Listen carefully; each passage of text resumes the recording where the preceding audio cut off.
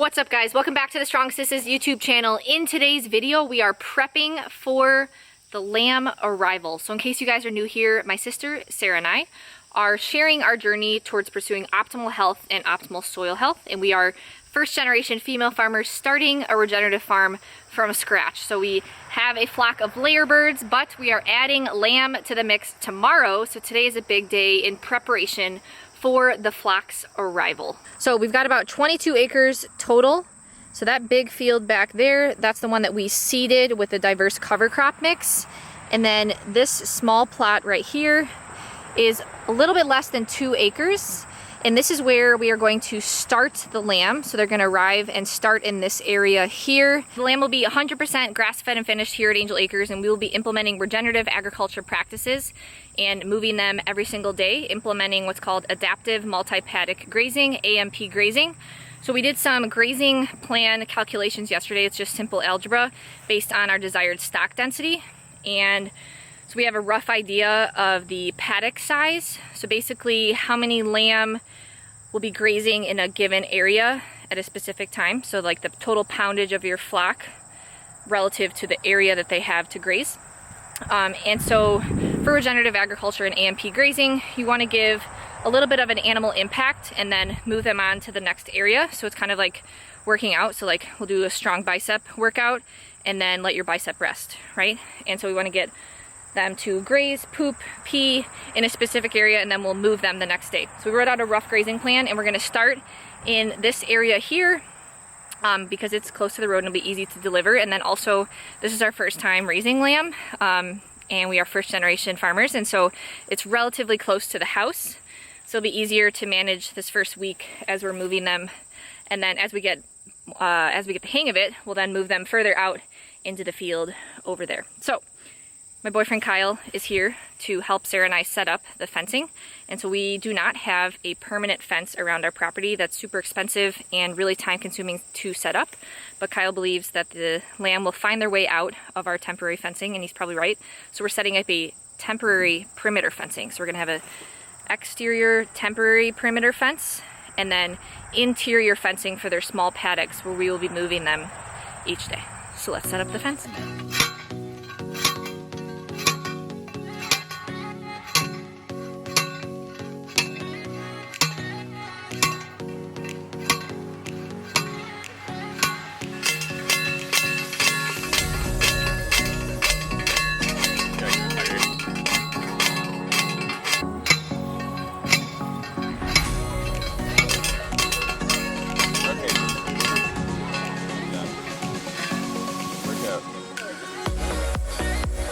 Are you show them? Jeez, I'm only supposed to tell you guys what to do, not actually do the hard work. You guys are supposed to do this. Okay, fine.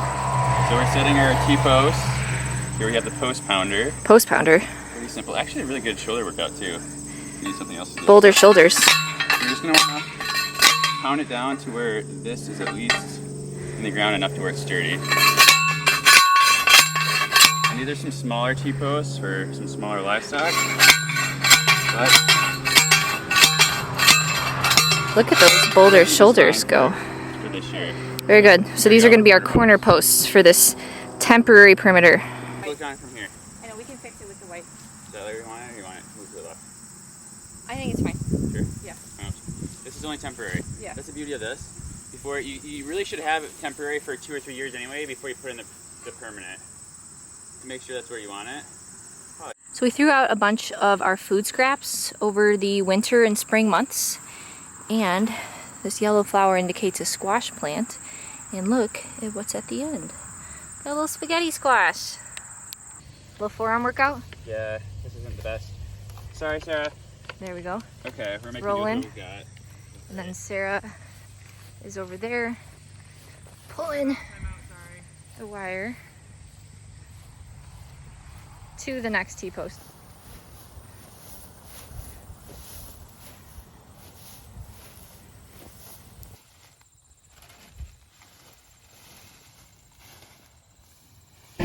So we've got the first wire all the way around. We're going to do 2 wires at 2 different heights.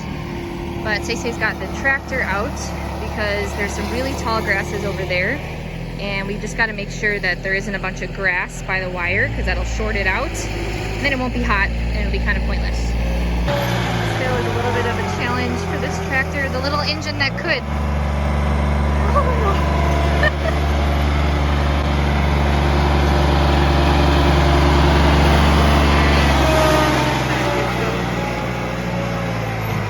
Come on, little engine that could. Oh no. Turn it on, turn it on.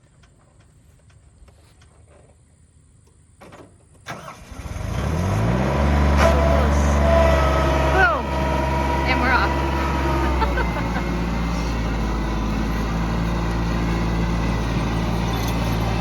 Wait, very important. Very important. Let's harness this spaghetti squash. There we go. All right, not gonna be run over.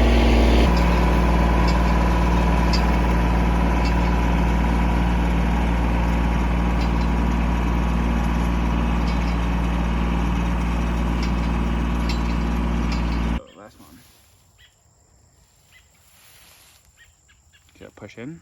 The hard one. Yeah. It's a little old T-post. There you go. And it then snaps bam. on. Bam. So Kyle's idea for a cost-effective temporary perimeter fence is to use these T-posts, T-rods, for the corners because they're a little bit sturdier. And then these plastic rods here, which with a bunch of different height options.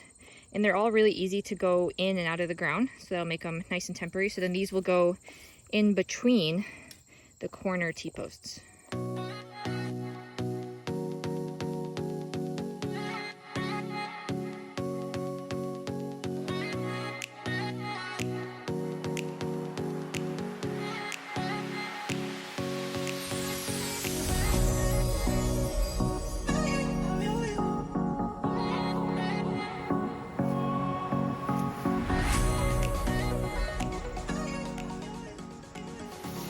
Second wire.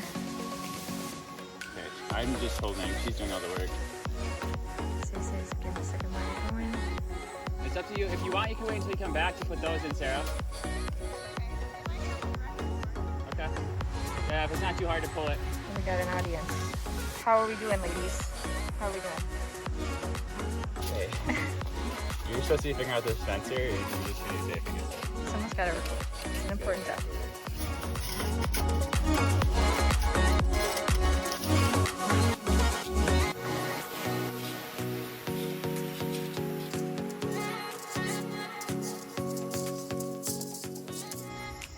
Alright.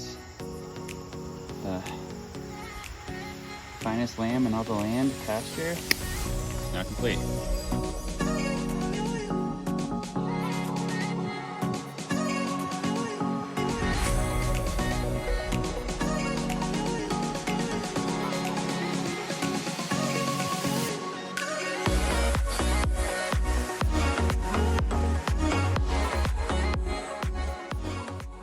All right, so it is a few days later. So the farmer who is delivering the lambs, who we were buying the lamb from, Farmer Isaac, had to delay his lamb arrival, and that honestly worked really well with us because we had an accident on the farm. So it's a few days later, and we are now setting up the internal temporary fences. So this is where the lamb will be day to day. We already set up the temporary perimeter just in case they get out of the day-to-day fences. So let's set up the temporary paddocks.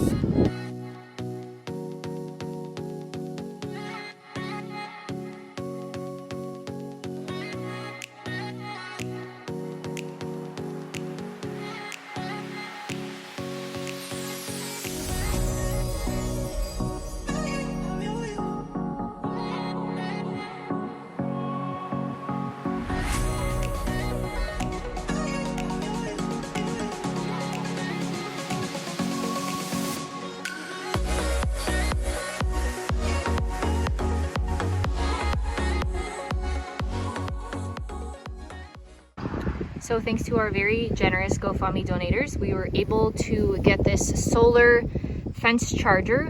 So the battery charges with the solar panel, and then we are able to move this throughout the field. We don't need to plug it to an outlet.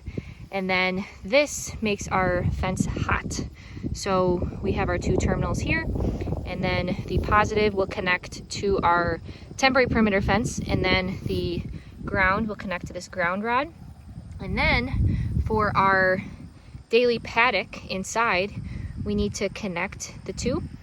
And so Kyle's idea was to use an old extension cord. So I chopped off the end of the extension cord, and we're just going to use the black wire. We stripped it there, and so we'll connect one end to here, and then the other end, which I have here, to this fence. And then that way it's insulated, so that way it can travel. That way we don't have to be super close to the temporary outside fence. We can move this further inward, because this extension cord is pretty long. So I'm going to tape this up similar to how I did this one, where there's now just one wire. Tape it up, close it up, and we'll get that hot wire connection from the temporary perimeter to the internal daily paddock fence. All right, now we are testing if the wire is hot. Do we have a reading, Sarah? Yeah. It's lighting up? Yeah. Both ones? Yes. Woo! It works. And it's hot. All right, so we got one end of the extension cord connected to the temporary fence there, and then the other end right here. So let's test it and see that we get voltage here, here, and on here. You see it lighting up? Yes. Yep, lighting up. All right, we're good on the top. You wanna do the bottom for me? Lighting up? Yep, we're good. All right. You connected it? Yeah, Do I go like this? yeah. Is it blinking? Yeah. Woo! Cool. All right, we are hot all around. So Hot cool. tamale. Woo! So then the internal temporary fence that we just set up, here is a rough calculation of the stock density. So it's about 0.1 acres in size, and we've got about 20 lamb coming that are roughly 90 pounds each. So it's roughly 1,800 pounds total grazing in that area. So our stock density, 1,800 pounds divided by 0.1 acres, and we're at 18,000 pounds per acre. All right, so for day one, we are going to start with that roughly 18,000 pounds per acre stock density, but that is the beauty of adaptive multi-paddock grazing. We will observe and make adjustments for the next time we move them, which will be the next day. And so we'll experiment with the stock density, and that will just allow us to control the amount of animal impact on the land. And that may vary as we move from this patch to the patch back there. So we gotta experiment and find what works best for this environment with the current lamb sizes, and we'll go from there. And then it's gonna change again when we get hay and we move into the winter months. But yeah, thank you again to the GoFundMe supporters for allowing all of this to happen. We really appreciate it. Without you guys, we would not be here, and it's crazy that our lives are really about to change with the lamb arrival in a few days, but we're really excited, and the start to a regenerative farm is really happening. We got the chickens out there, and then adding the lamb will be great because the more biodiversity, the better off on a regenerative farm. So until our next video, guys, which will be the lamb arrival, make sure you are behaving like